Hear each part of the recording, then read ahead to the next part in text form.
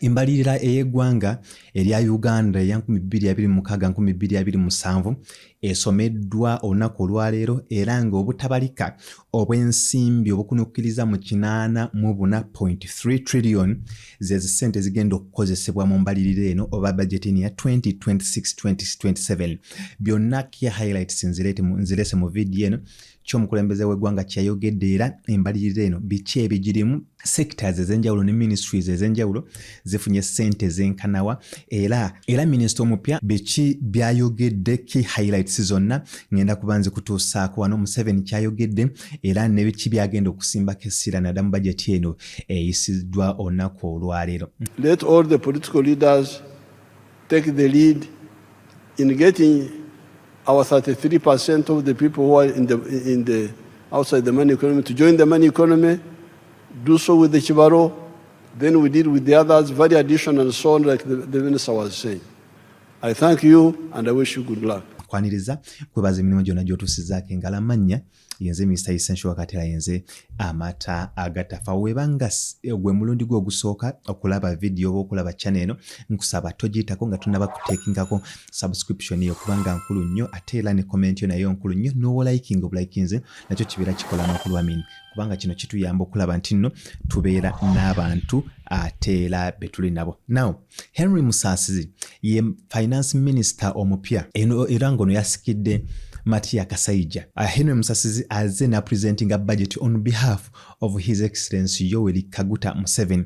Era ng'eno ebalirwamu obutabalika ba Uganda buli 84 n'obutundutundu busatu. Era nga zino ze ssente ezigenda okuba nti no zikozesebwa oba esuubirwa okuba nga zigenda kukozesebwa mu sectors ez'enjawulo okulaba nti no ziddukanya Uganda paka mu mwaka ogunaaba oguddako ogwa 2027.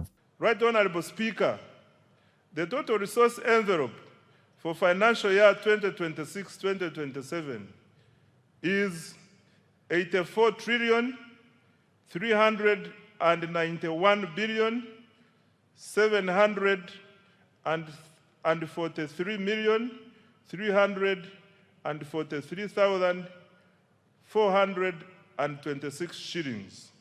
This is detailed as follows. 1. Domestic revenues, Uganda shillings 45.96 trillion, of which 40.16 trillion is tax revenue,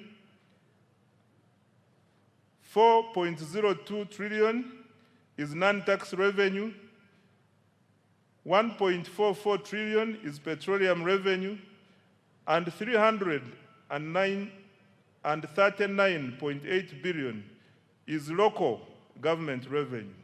2. Domestic borrowing, Uganda shillings 11.97 trillion. 3. Domestic debt refinancing is Uganda shillings 13.97 trillion. External borrowing for general budget financing is Uganda shillings 1.22 trillion. And external financing for projects is Uganda shillings 11.27 trillion. Expenditure allocations. Mr. Speaker, a summary of the allocations of the above resources is as follows. 1. Wages and salaries, Uganda shillings 9.709 trillion. 2. Non-wage recurrent expenditure, Uganda shillings 33.276 trillion, which also includes operational funds for institutions, financing for all wealth creation funds, financing for science and technology investments, grants for education and health, medicines, maintenance of infrastructure, and interest payments, among others. 3. Development expenditure, Uganda shillings 22.054 trillion. 4. Domestic debt refinancing, 13.967 trillion. 5. Debt amortization, Uganda shillings 4.181 trillion. 6. Domestic debt repayment to Bank of Uganda, Uganda shillings 547 billion. Bino bye bimu ku bigenda okuteekebwako essira era nga nkugambye nti no budget, total budget ya butabalika oba trillions 84 n'obutundutundu 3 era nga bagenda kusinziira oba focus eri ku kiwandiise accelerating economic transformation, wealth creation and service delivery.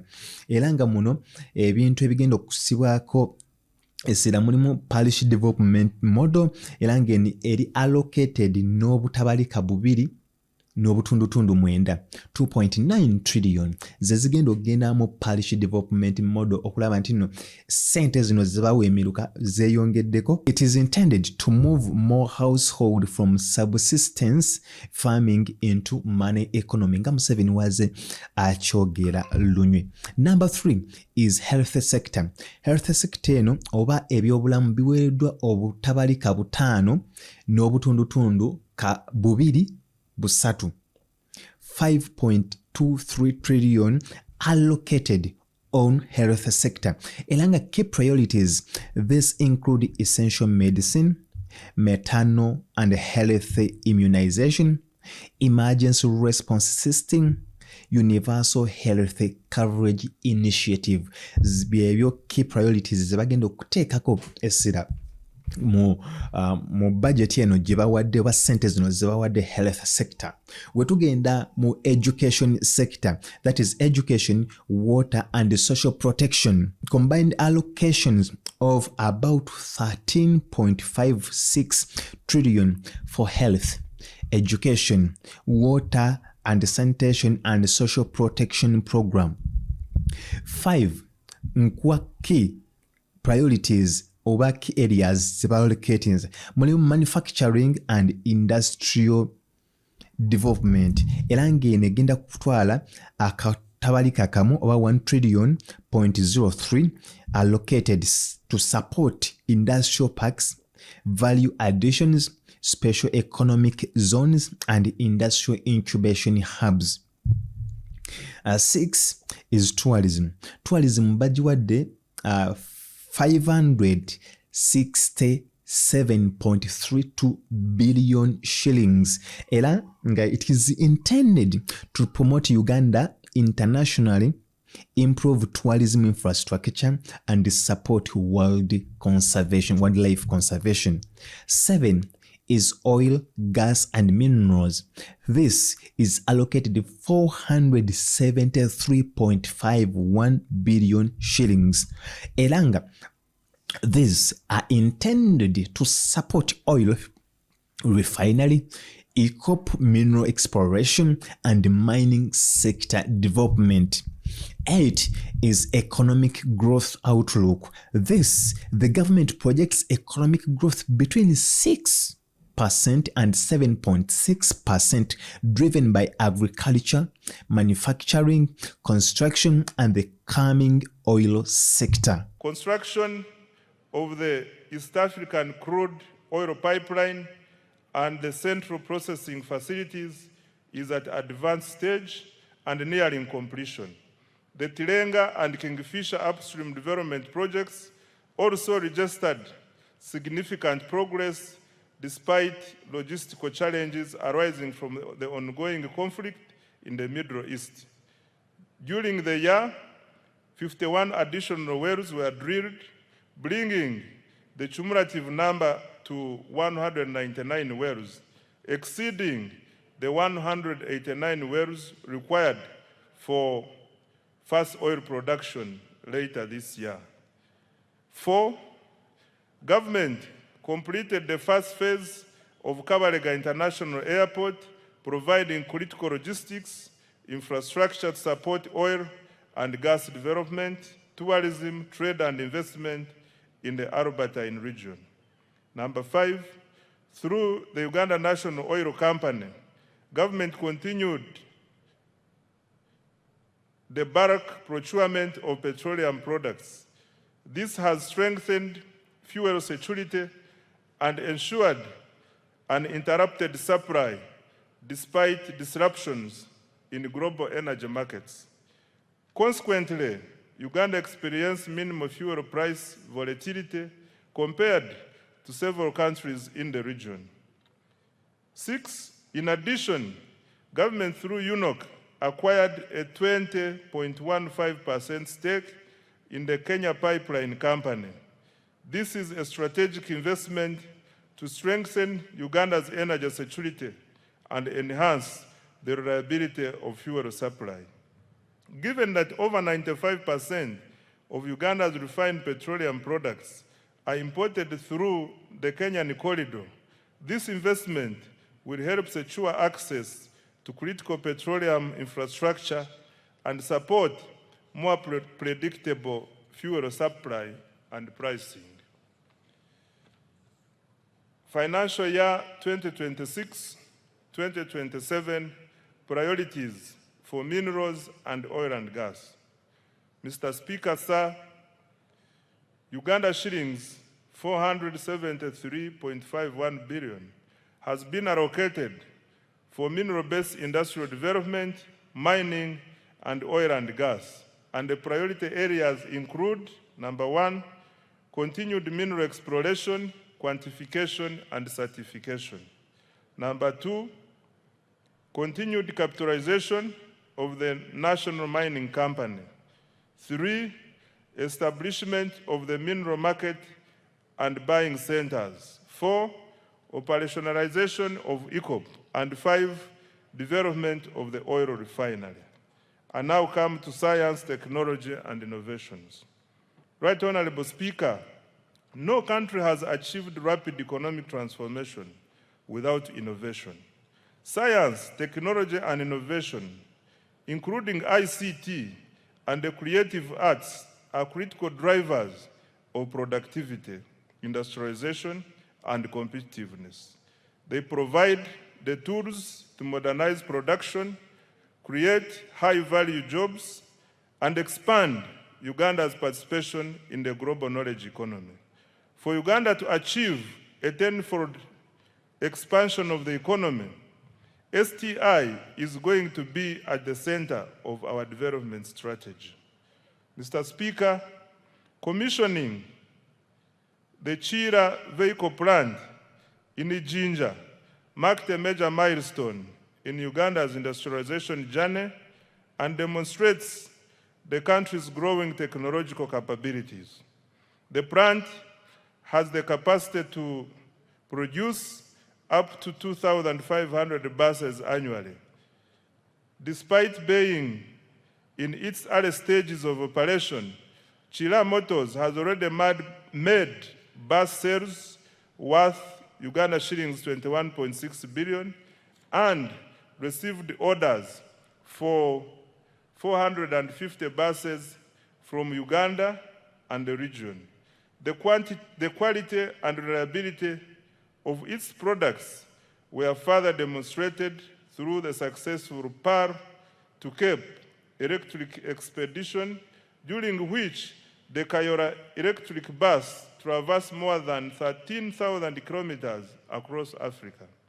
Mr. Speaker, to date, more than 25,000 electric vehicles, including buses, motorcycles, and bicycles, have been produced locally with up to 40% local content. In a further boost to the sector, solar power completed the construction of East Africa's first production-scale lithium-ion battery assembly plant in Uganda.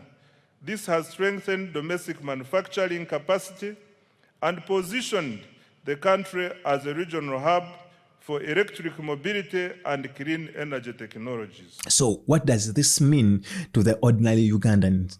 More funding for agriculture bajongeddemu ssente, and PDM, continued investment in road, health and education.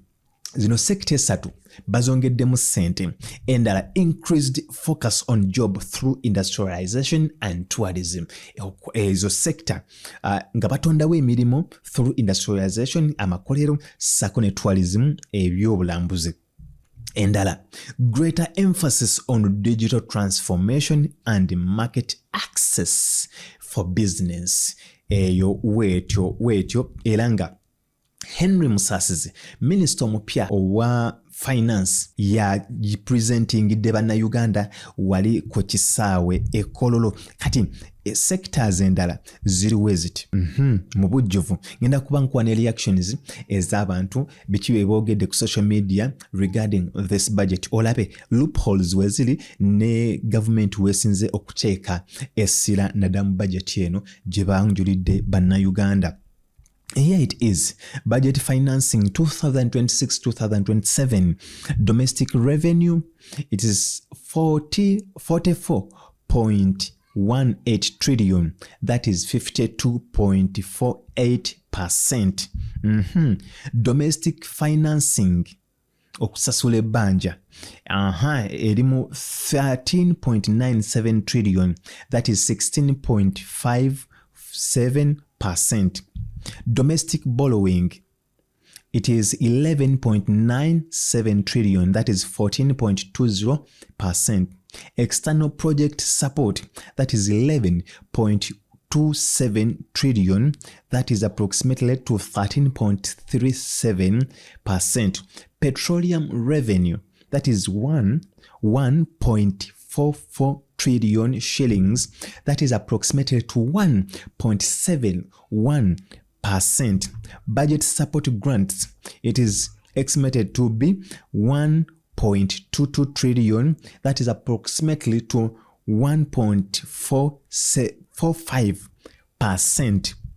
Now, local government revenue, it is 0.34 trillion shillings, approximately to 0.40 trillion shillings. That is budget financing. I mean, sente kitegeeza nti sente we basuubira okuzijja oba n'engeri gye bagenda okuzisaasaanyaamu. So that is budget financing. Okusinziira ku Henry Musasizi byava okubalira bannayuganda. Now, people are wondering, especially on social media, ngenzeko nendalaba tweet eyali MOP Wachira municipality ono nga Ssemuju Nganda avuddeyo n'agamba, here it is, there is no 28 billion to pay intern doctors in the budget Museveni is presenting today. No 8 billion for UNEP trained teachers on how to mark new syllabus. No 3.5 billion to complete new syllabus, but there is 211 billion for welfare and entertainment for big people. 536 billion for special meals and drinks for big people. 196 billion for big people to donate.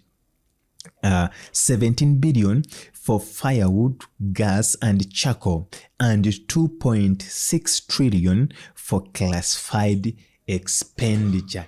Those olaba agambe ezo zonna waliwo key priorities government zeganya okuteekako essira, okugeza nga intern doctors baganya bateekako sente mbu tewali sente 3.5 billion to complete new syllabus, but they are waliwo sente ze batadde mu bintu ebirabe bye tulabanga ebitalina makulu. Douglas Lwanga n'avaayo n'agamba, they will be reading the national budget trillions, billions and all those big figures. Meanwhile, there is you wondering where to get 10k for yaka. No life, no balance. Zezo kumukundowooza. Museveni, before Museveni, ababaka aba parliamenti ab'oludda oluvuganya olunaku lwaleero bazze bambadde black. Ffenna ne twebuuza why, lwaki bazze bambadde black? Here is the reason. Bavuddeyo ne bagamba nti nno bali mu kukungubaga. Lwaki? Nti Prime Minister avuddeyo n'akabatema nti Kibalama Bosco gwe badde banoonyanga, gwe badde basuubira nti no gavumenti yemulina tebamulina, tebamanyi mayitire. Ekitegeeza nti nno bano bandibanga gavumenti yamutta, obanga yandibanga yafa, obanga tabamanyi mayitire. Kubanga Nabbanja mu kisanja ekiwedde yavaayo n'agamba nti Kibalama Bosco gavumenti yemulina, naye wano yavudde n'abyegaana n'agamba nti no ye Kibalama gwe yali ategeeza yali chairman waabwe owe Kavule, era ngono gwe yali ategeeza tategeeza ono w'abanuupu gwe baali banoonya. Bonna ne basigala nga bebasobedde nga beebuuza omukyalo ono biki byakozesa era kikyabala era we bazze nga bonna bambadde black nga sign eyokungubaga nti omwami ono bandibanga bamutta yandibanga yafa so yensonga lwaki bazze bambadde black. Nabbanja yeeganye nti Kibalama bwe yali ayogerako mbusi yooli ng'ate twamuwulira bulungi ng'agamba nti Kibalama ow'eka kiri kati yagambye mbu ye yabadde yali agamba Kibalama ow'eka Vule naye ebyo bitumalamu amaanyi tugamba abantu baffe baafa tebaliiko malaalo kubanga ojjukira Vice President yagambye nti bannange ekintu ekyo kizibu era tujja basaba tukyogereko ng'ekizibu kati olwaleero kwe kwagala tujje bwe tuti mu ngeri ey'okulaga obunakuwavu olw'abantu baffe abaabuzibwawo betutamanyi oba baabata olw'abantu baffe abawambibwa. Museveni watuuse nga ababaka bonna sako n'abayitiddwa balina okusituka okumwaniriza abaka bano aba palamenti baganye okusituka okumwaniriza baganye era bonna basigadde batudde eyo sayini eyo fena netwewuunya like kyeki abatutteyo nga tebasobola kuganizinga oyo ate minisita kubanga Museveni ye minisita asooka wa finance yakulira ebya finance era nga Musasizi amuyambako ukitegeera Henry Musasizi oba minisita wa finance abeera alondeddwa abeera muyambako buyambi naye baganye okusituka okumwaniriza. Museveni ebyo tebimulidde ayogedde era n'agamba nti n'ababaka oba wa opposition oba wa NRM aba batasobola kulondoola nkola za gavumenti kulaba nti n'abantu baziganyulwamu kakubajjutuka. He in Kampala, Kawempe, Wambo, where PDM money was being stolen. What is the member of parliament doing? Even the opposition ones, the ones of the NRM, I'll struggle with them. But even the opposition ones, as long as you are getting allowance from parliament and you don't go to check what is happening, I would ask you, the Attorney General, to see how I can deal with you also. Because if you don't want to monitor, don't take the allowances. Say so, go to the clerk, but then why should you get a salary in the first place? Museveni ayogedde ekintu ffenna kye twewunyizza.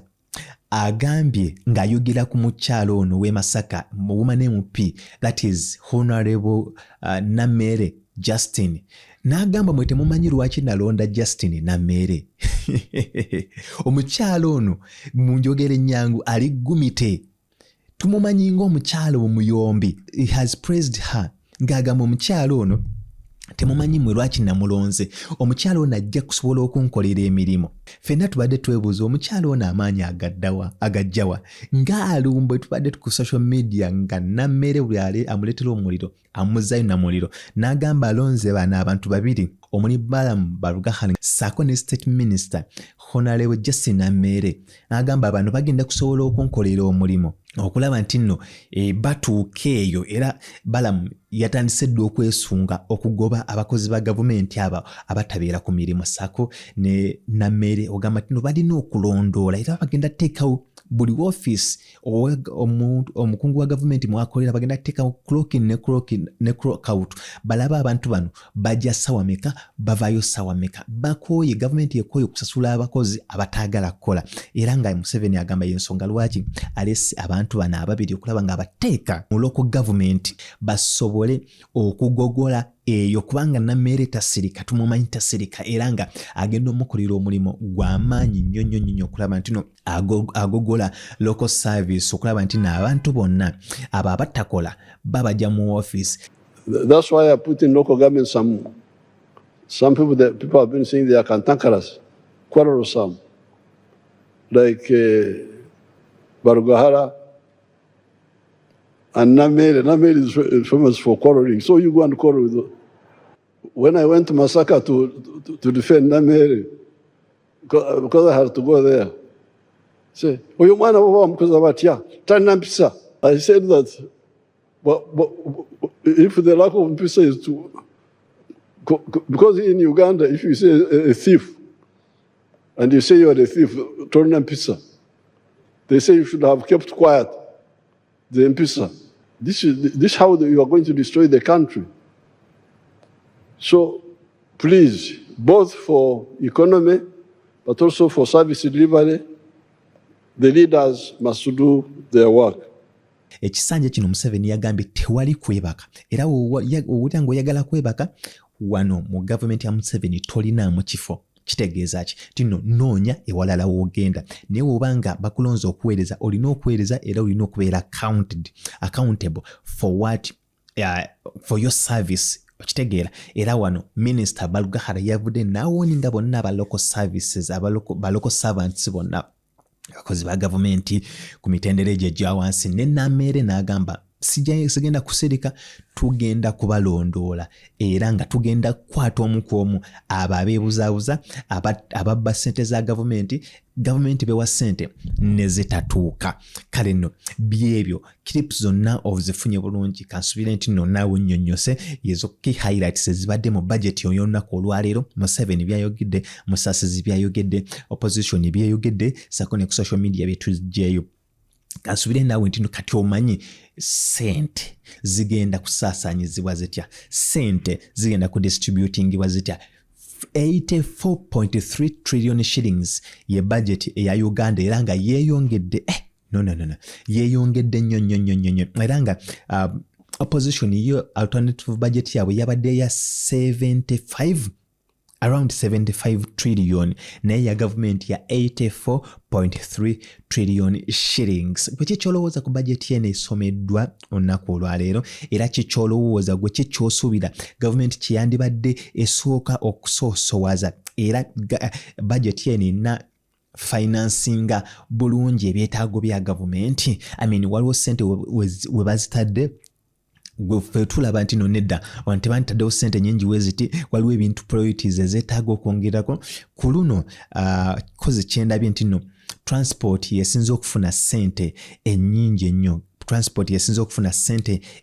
era nga Musasizi agambye nti no wano Uganda neteefuteefu era nga kati esajja kudde ebyenfuna byayo bigenda byeyongera, abasiga nsimbi batandise okuddamu okwesiga Uganda era nga bakomawo okulaba nti no basiga ensimbi mu ggwanga Uganda era nti no n'amafuta gano singa gatandikawo gati Uganda egenda kuba nga yeeyagala, egenda kuba nti erinnya okutuuka ate waggulu. Naye nga jjukira nti no budget eno bagireeta ng'ate waliwo bye bongeddeko omusolo era mulindirire July nga 1st July emisolo gino gigenda kutandika okubeera effective now that bamaze okupresentinga budget ya Uganda ya 2026-2027. Alcoholic drinks like Uganda Waraji, Black Label, Cognat and Amarula from Uganda shillings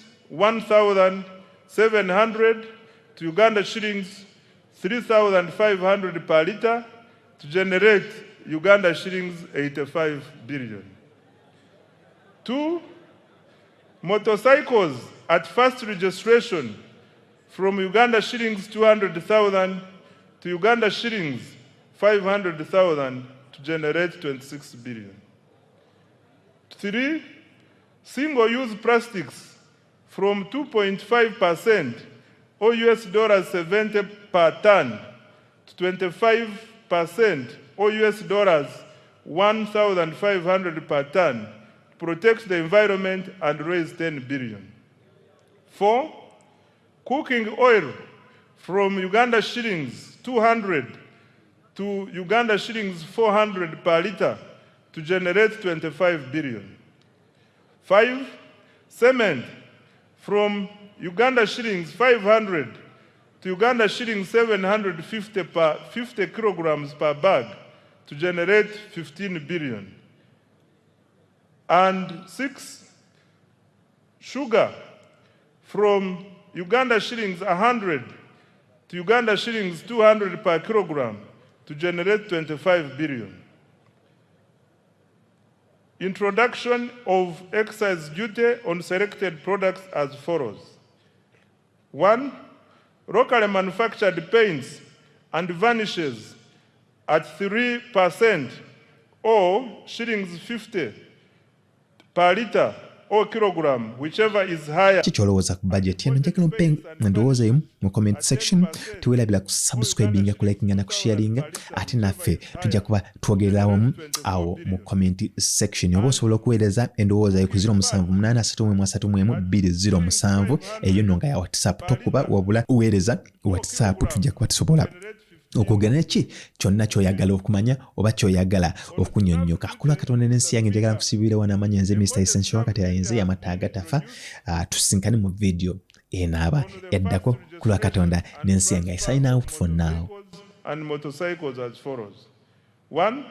Motorcycles, tricycles and quadricycles, Uganda shillings 30,000.